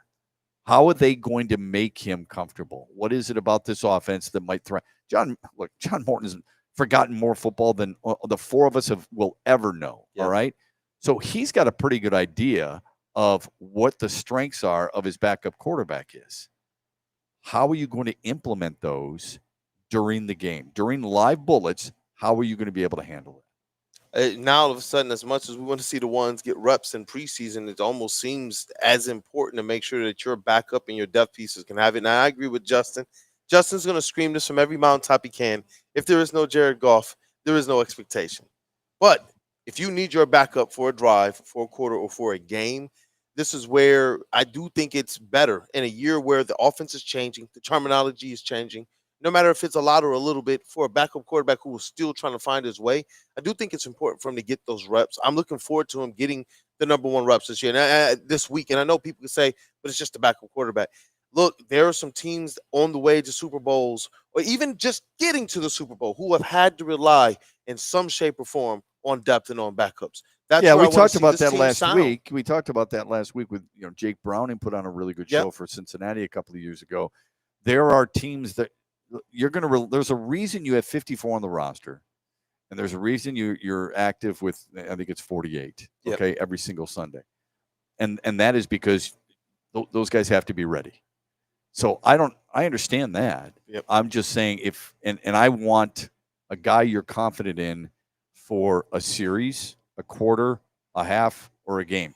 If I've got to go deeper than that, and it's 3+ games, I'm scared to death with what the Lions have right now. Are you surprised that they have kicked this can as long as they have, allowed this thing to kind of see what it's going to be while they've still brought in other backup quarterbacks? Because you would think by now they would have just turned the page, and that's what makes me think. Well, who's the best backup quarterback in football? Would you say Kirk Cousins? I would say Kirk Cousins. We said this last week. Mac Jones. But if you had Mitch Trubisky, but if you had to have those guys throughout the entire year, would you feel good? You'd be going, Trubisky couldn't play in Chicago. What makes me think he's going to play here in Buffalo? Kirk Cousins got benched in Atlanta. Why would I think he's good enough to play here? Right? Mac Jones couldn't cut it in New England. Lost out to Bailey flipping Zappy. Why would I think he can cut it? My point is, as much as I think Jared Goff might be the most important player on any team this year, ask Kansas City how important Patrick Mahomes is. Ask Buffalo how important Josh Allen is. Ask Philadelphia how important Jalen Hurts is. It's not unique. What we're experiencing, what we fret, is not unique to any other good football team with a quality quarterback. So what you're saying is we worry too much about the backup quarterback for a decade. No, I don't think so at all. I'm trying to think of, if you wanted to be back, in the 1990s and have Eric Kramer battling Rodney Peete, it was a pretty good problem to have, because both those guys in 92 each won 6 games. Detroit won 12 games overall. That's pretty damn good. Okay. Peete was a 6th-round draft pick. Kramer was a guy that, the team seemed to respond to. Hey, you know what? I think he was a 6th-round pick. Rodney Peete was. I can't recall. But, I mean, that wasn't a bad situation to have. not many teams have really good situations with their quarterbacks. You know what I'm saying? Yeah. There's a lot of teams that are starting to worry a little bit about what they have. If you go through what each team needs, all right, what would you say the biggest need for the Detroit Lions is? The biggest need is in. I was gonna say at one point in time I would have said opposite edge of Hutch, but now I'm gonna say I just want to know what the interior of the offensive line is gonna Yeah, be. I think just about everybody would suggest that. Okay, and that's fine because I think that's right. Most teams, though, when you start to look at what teams are looking for, what they need, like if you don't think people in Tennessee, Cam Ward has really elevated his play in practice and in some of these scrimmages and stuff, and that's good. I mean, I'm happy for him. I wouldn't have taken him 1 overall, but he sure seems like he's got his head. He's got a really clear head on his shoulders. If you don't think they're a little concerned about their quarterback situation, knowing full well Will Levis is out for the year, then you're mistaken. Mm-hmm. They're concerned. They're handing the keys over to a rookie, and as bad as Will Levis was, you wouldn't mind him as a backup with some of this other stuff going on, right? Look at all the teams in the National Football League, and you ask them, what are your big concerns? I bet you most fan bases, among other things, would say backup quarterback. They're worried about it because not many of them, if any of them, feel confident. Like you and I would absolutely take a guy like you just mentioned, Kirk Cousins, right? Yeah. You think absolutely. people in Atlanta would? No. I mean, considering what he did last year over a 6-game stretch, there's probably some deep concerns there. So that's kind of where I'm going with that. I mean, you got to be there's a careful line you've got to walk when it comes to that position specifically. We're talking about quarterbacks, obviously, with Jared Goff. I'm glad that the Detroit Lions actually went out this offseason and decided that they wanted to do things like going ahead and bring in an Isaac Tesla, invest in it. Why? Because I think you need that. I think you need the level of athleticism. I think his route running is going to be something crucial for the Detroit Lions. When you're talking about the attention that we saw, the new attention that we saw Amon-Ra St. Brown get, the attention that we saw and the role that we saw Sam Laporta have to play, we have to believe that Jamison Williams put himself on the map and on the radar. We have to believe that. What do you mean? What do you mean the radar? I mean, listen. There was a time where you hear, "Oh, he could take the top off for defense," but did people believe it? He didn't prove it yet. Now he goes over 1,000 yards. He's going to get a little bit more attention this year. So I do believe that this offense sets up well for a guy like Isaac Tesla to take advantage of the seams. You got a timing, kind of really accurate quarterback in Jared Goff. Isaac Tesla type wide receivers, they pair well with a guy like Jared Goff. And this is where, to kind of go back to your point of one of these rookies that you believe deserves to start and maybe will be starting day one, I think Tesla is that guy. Well, I didn't say he deserves to start. I said I expect him to. Yeah. Let me be more appropriate. Expect. You know, you've got to take that position. Tim Patrick has earned the opportunity. As long as he plays well in practice, he's earned the opportunity to be the number 3.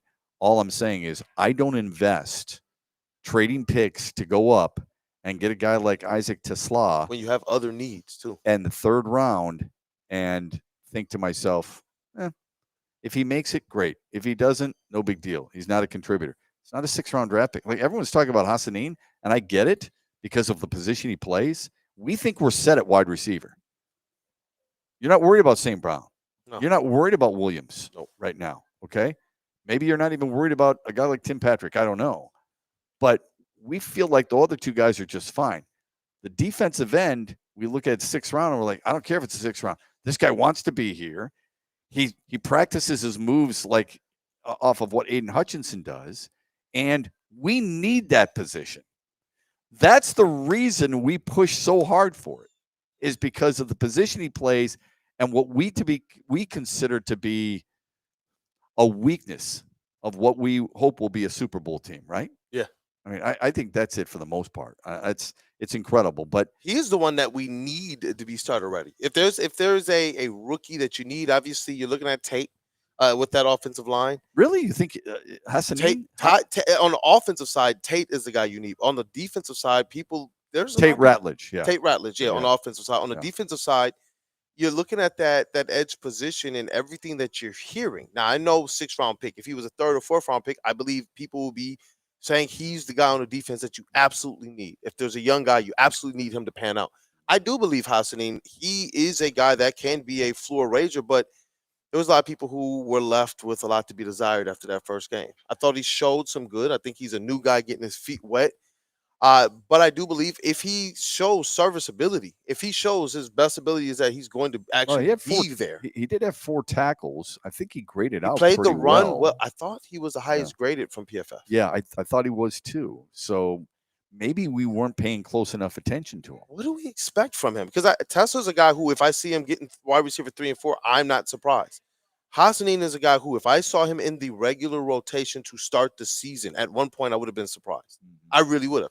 Now, the way that I'm seeing things, the way that I'm hearing things, I'm going to be a little less surprised if this guy goes out there and shows out in that opposite, that edge position, whether it's in rotation, backing up, going in there and doing whatever they're asking him to do. And I know he said he wants to get his feet wet, and he did with special teams because he wants to be on the field to play at all costs, any cost. He just wants to be out there and contribute to the team.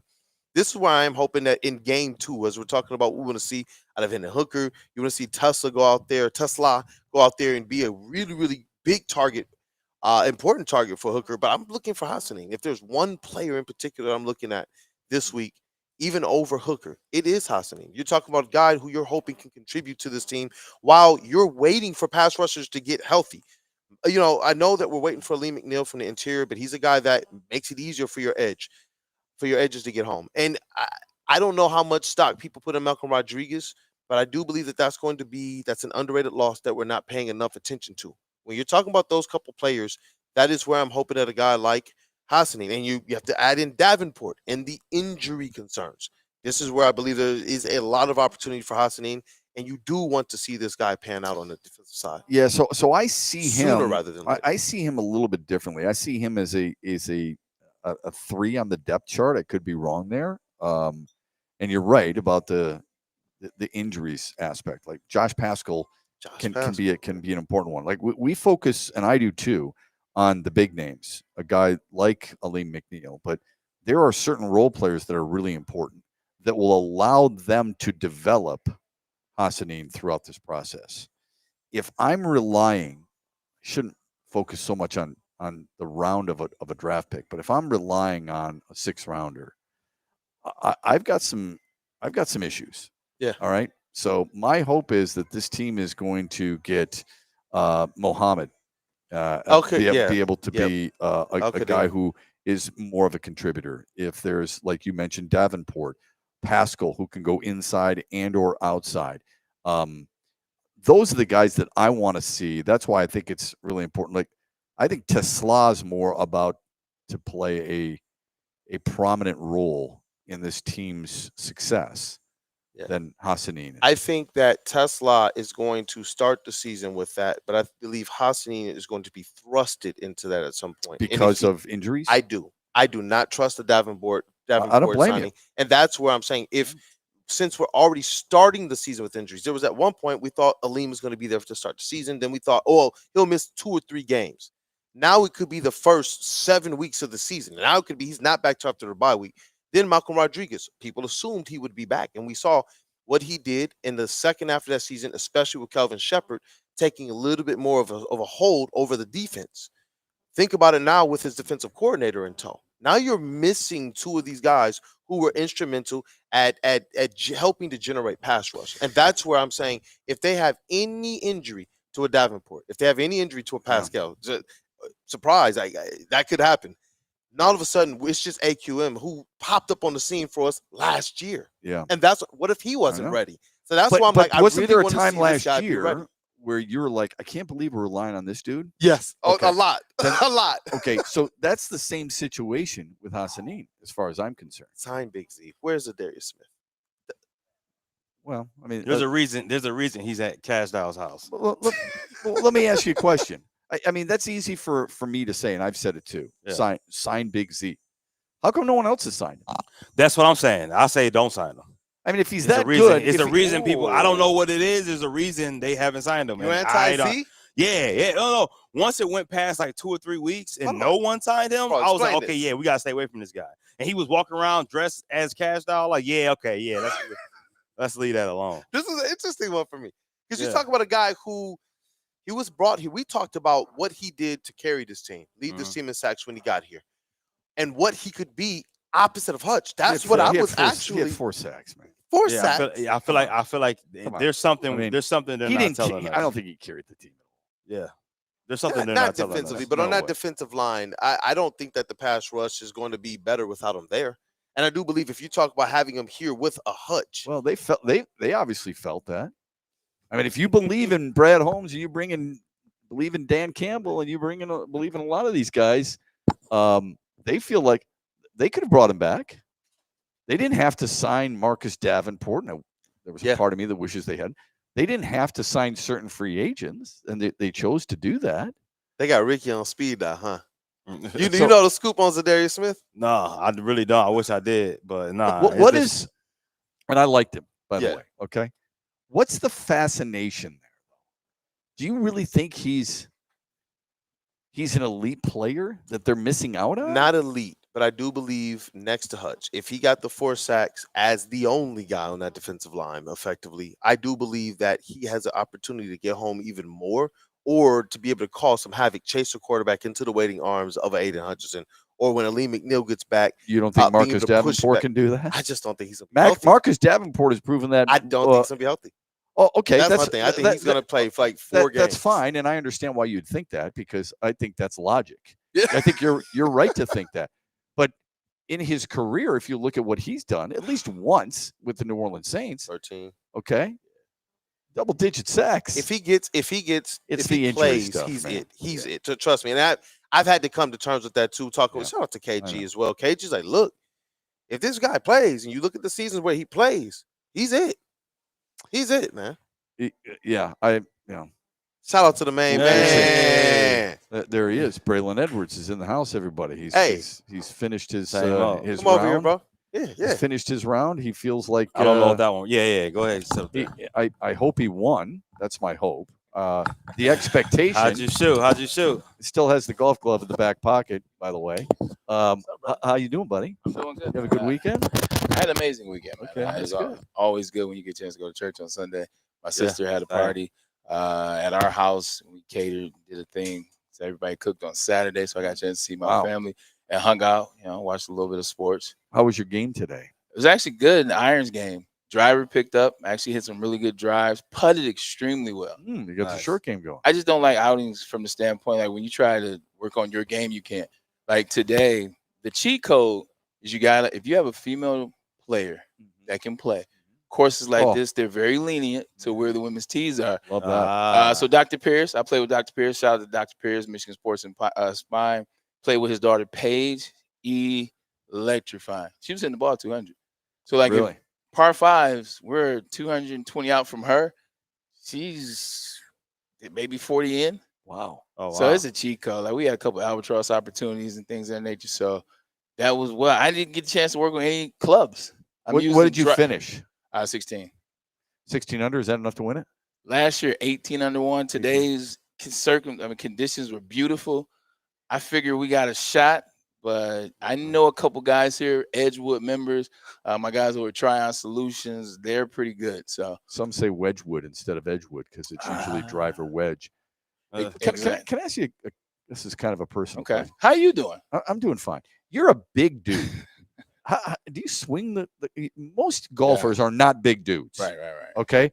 Like over the weekend, I don't know if you had a chance to watch Cameron Young I picked up did. his first ever PGA Tour win. He was lights out. He was the 1,000th different winner on the PGA Tour in history. That's crazy. perfect. It's crazy, That's isn't something it? you will always remember. Not a big guy. Braylon's yoked, right? Yeah. Okay. Looks like he was built in some type of lab. How do you get through the ball when you've got as much muscular definition as you do? It's a process. I was talking to a guy at Carl's Golfland yesterday when I was doing Shout out. some work. No shots out. They got to pay money for that. But yeah, I was doing some work, and he said all football players, we swing from the hips up. So like Right. everything is muscle, everything Yes. is shoulders, everything is arms, very upper body, and I can't lie. Like that's what I do. You try to muscle and you forget about your legs. So I've been working on trying to add that hip displacement, boom, boom, coming through. So it's a struggle, especially when, like you said, the smaller guys, they use the hip displacement, they can get the ball out there 340. Shoot, just upper body alone, I can get the ball 300, but it hurts your back, it hurts your, over rotating things of that nature is going to pay for it in the long run.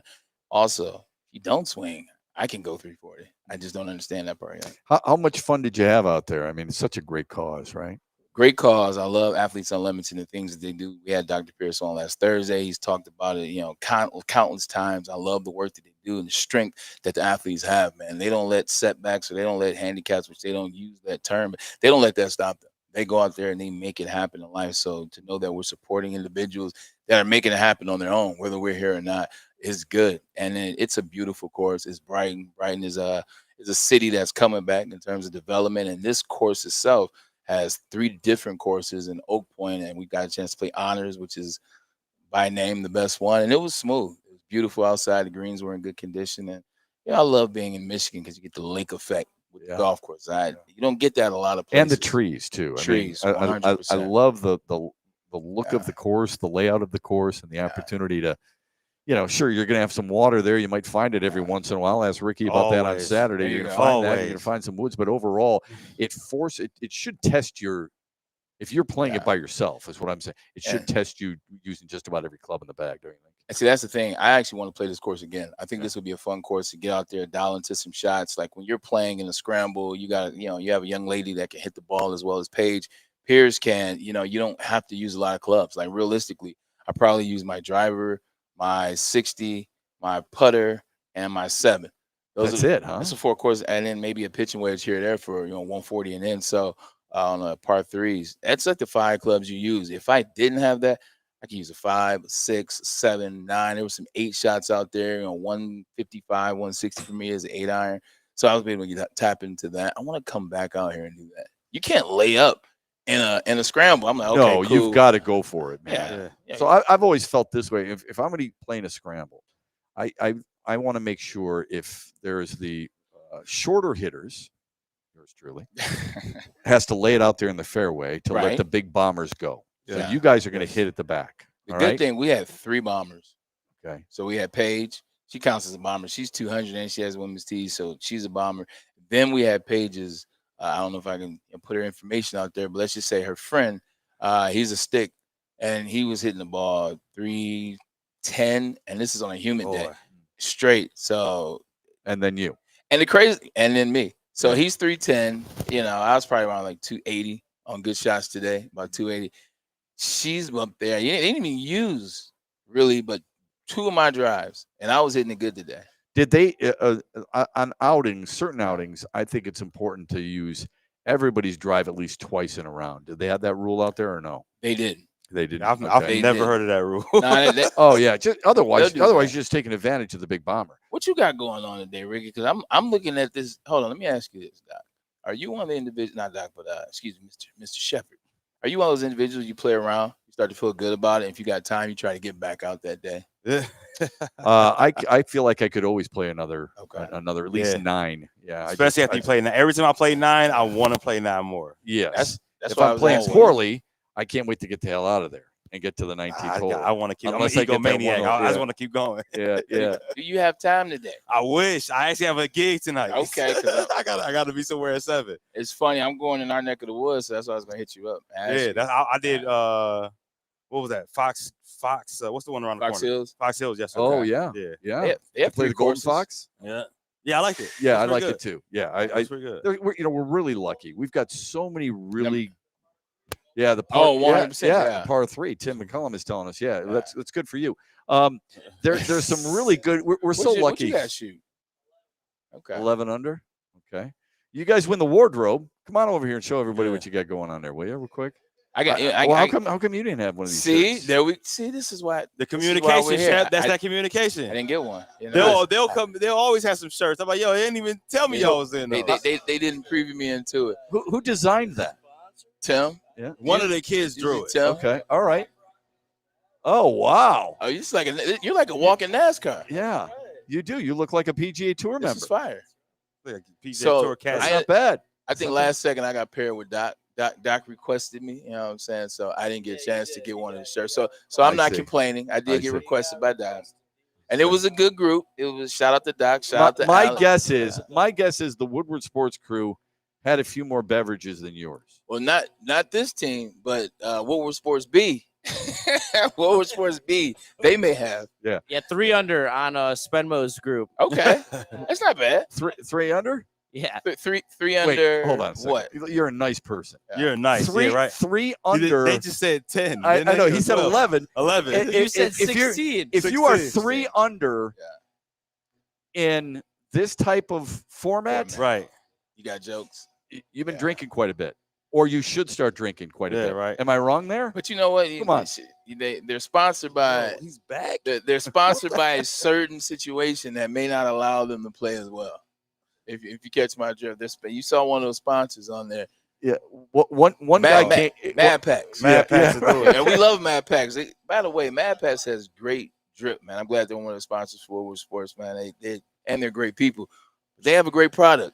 And sometimes if you overindulge, you may There you go. may come Yeah, back to bite you a little bit. that's kind of the point right there, There you right? go. I mean, There you and go. look, these things. Some teams take it way too seriously. Speaking of taking it way too serious, last Thursday, not way too serious. Last Thursday. Yeah, it was Detroit Lions' first game. Oh, I yeah, haven't seen you since. that's right.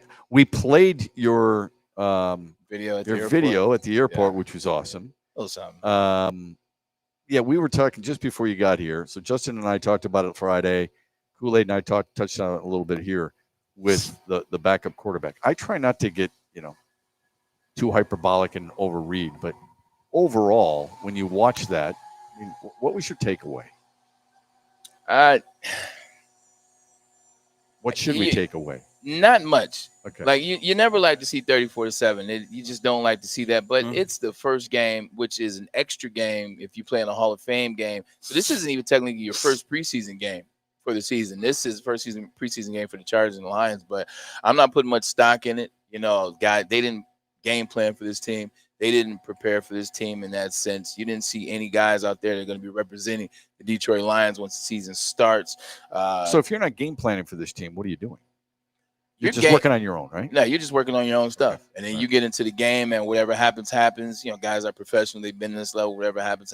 This first game, which is your 2, you'll pregame for this. Well, first time you see guys, you'll pregame. Against So Atlanta, okay. I take from this, I like what Isaac Tesla did.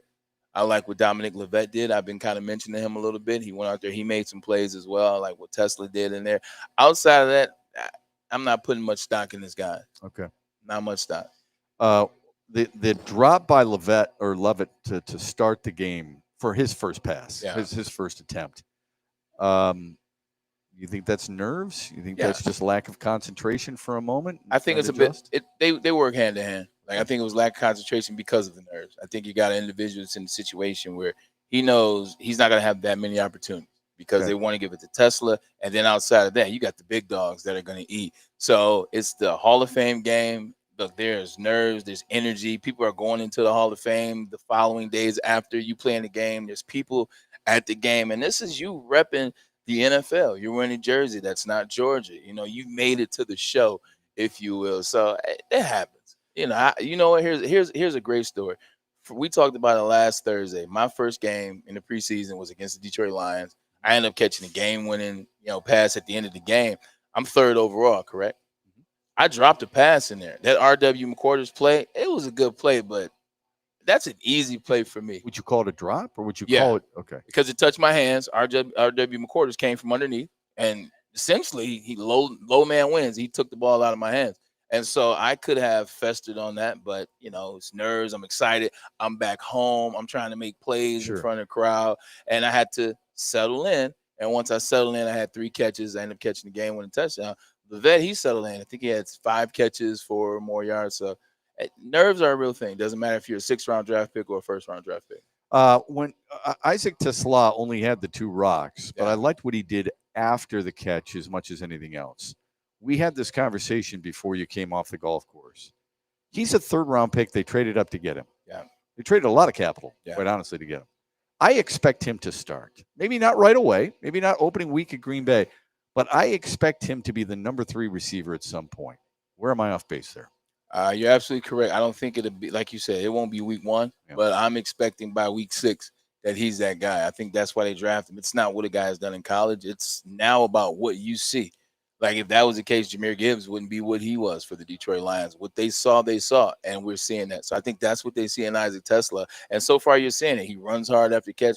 He's looking for contact. He doesn't mind catching with his hands, which is a good thing that we like to see. So he's somebody that I'm constantly watching, as everybody else is. But I agree. By game 6, he should be. I think Tim Patrick will kind of move into that 3-4 role with him, mold him a little bit, help him, guide him, because he's happy to be on the team as well, and he'll make plays. He's a veteran.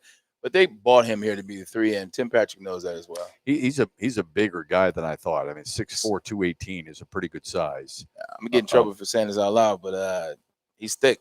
He's a thicker football player. You know, you used to could say that once upon a time without the jokes, but he's a thick guy. Like, what means you're gonna have to put your helmet on.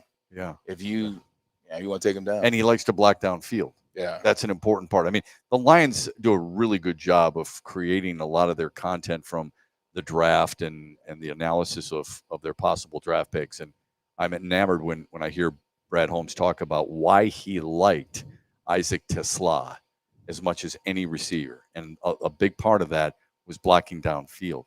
That's not a glamorous type of situation for you guys. No, it's not, but it makes it that much more rewarding when you have running backs that can get down the field. So like I played with LaDainian Thomas, and I played with Thomas Jones. I played with a couple of running backs that can get down the field. The play's not over. You're talking about a guy in Jahmyr Gibbs that runs 4.2. You're talking about a guy in David Montgomery that's very underrated speed. So you got the guys up front, the big uglies as we used to call them. Once they get a man on a man, these guys are getting in between. If Jahmyr gets down the field and you didn't go get the safety or you didn't block your DB, how does it feel when you watch film or you're watching ESPN or you're watching Woodward Sports or you're watching, the replay on Channel 4 and you see a play that's going to the house that should have went for 85, but instead it goes for 50 because you forgot to get the safety. You see the safety swipe at Jahmyr Gibbs' feet, and you know that was your guy. Yeah, like that hurts, and that will keep you off the field, and that's not what's going to happen. We'll get more into this tomorrow, and I'm looking forward to it because we're almost up against it. But Hendon Hooker did not look good. His numbers were not very good. As a veteran guy in camp, what would you be saying to him today?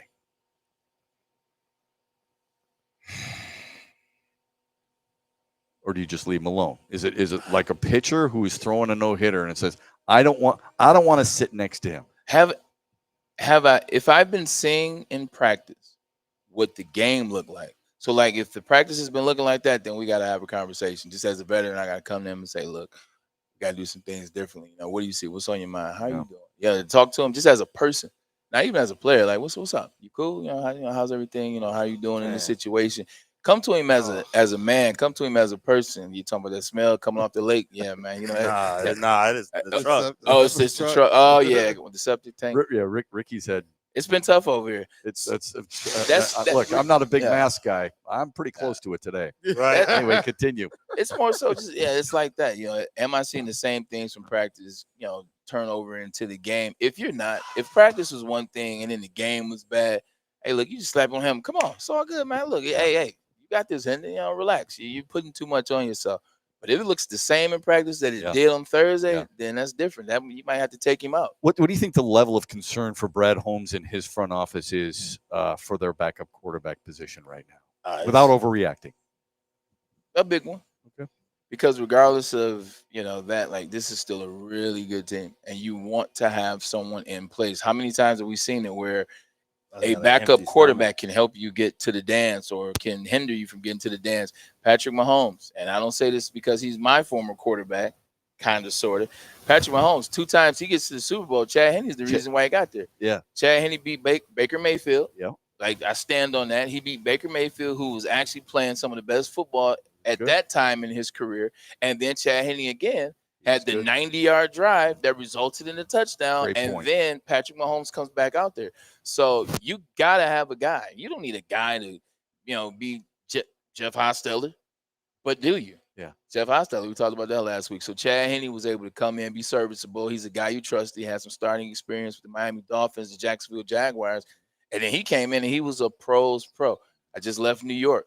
They have a pros pro up there in Tyrod Taylor. Tyrod Taylor looked better than Justin Fields. Really? It's nothing wrong with having a guy like that may cost you $4 million, May cost you $3.5 million, but you know he can be serviceable enough. Amen to that. I'm excited to hear about how Jets camp went with you tomorrow. Yeah. We will do that on the Braylon Edwards Show. We're back in studio tomorrow. Yes, we are. Our thanks to Kool-Aid. Our thanks to Justin.